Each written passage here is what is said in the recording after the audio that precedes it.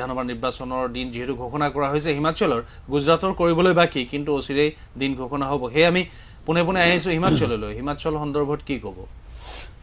সক আম আদমি পাৰ্টি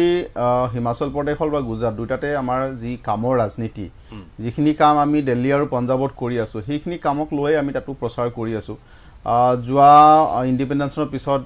হিমাচল প্ৰদেশত যিবিলাক পলিটিক্যাল পাৰ্টিৰ চৰকাৰ তাত আছে সেই পলিটিক্যাল পাৰ্টিবিলাকে আজিলৈকে যিবিলাক বেছিক সুবিধা হেবিলাক দিব নোৱাৰিলে শিক্ষা স্বাস্থ্য বিজুলী পানীৰ পৰা আজিলৈকে কাম কৰিব নোৱাৰিলে তেওঁলোকে গতিকে ইয়াৰ ওপৰত আম আদমি পাৰ্টিয়ে নিজৰ প্ৰচাৰ কৰি আছে নিজৰ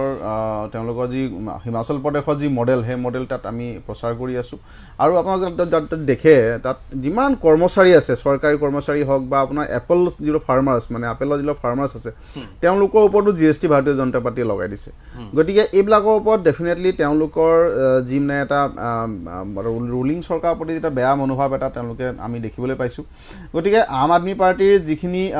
ডেভেলপমেন্টৰ এজেন্ডা আমিতো কামৰ ৰাজনীতিৰ কথা পাতো আৰু বাকিটো আমাৰ তেনেকৈ পাতিবলগীয়া নাই গতিকে তাত যদি আমি স্কুলৰ কথা ভাবো বহুত স্কুল ভাৰতীয় জনতা পাৰ্টিয়ে বন্ধ কৰি দিছে মানে হস্পিটেলবিলাকৰ অৱস্থা নাই যিবিলাক ক্লিনিকবিলাকৰ অৱস্থা একেবাৰে বেয়া হৈ আছে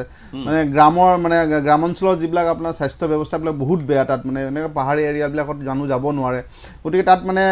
বুঢ়া মানুহে হওক বা প্ৰেগনেণ্ট ওমেনে হওক যিবিলাক বেছিক সুবিধা পাব লাগে হেল্থ ফেচিলিটি পাব লাগে সেইবিলাক তেওঁলোকে পোৱা নাই গতিকে আম আদমি পাৰ্টিৰ জন্মই হৈছে এইবিলাক কাম কৰিবৰ কাৰণে যেটো লাষ্ট 70-75 ইয়াৰ্ছ আমি এইবিলাক কাম কৰিবলৈ পোৱা নাই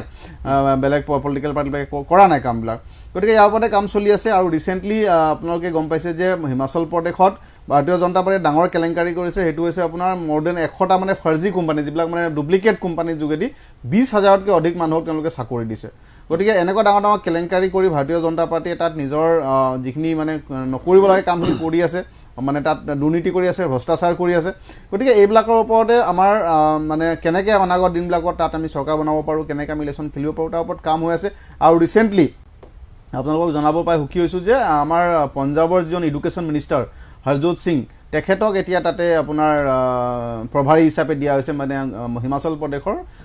ইনচাৰ্জ হিচাপে তেওঁক আজিয়ে তেওঁক এপইণ্টমেণ্ট দিয়া হৈছে গতিকে তাত ডেফিনেটলি বহুত ভাল কাম হ'ব আৰু আমি পুৰা আশাবাদী যে আম আদমি পাৰ্টি তাত চৰকাৰ বনাব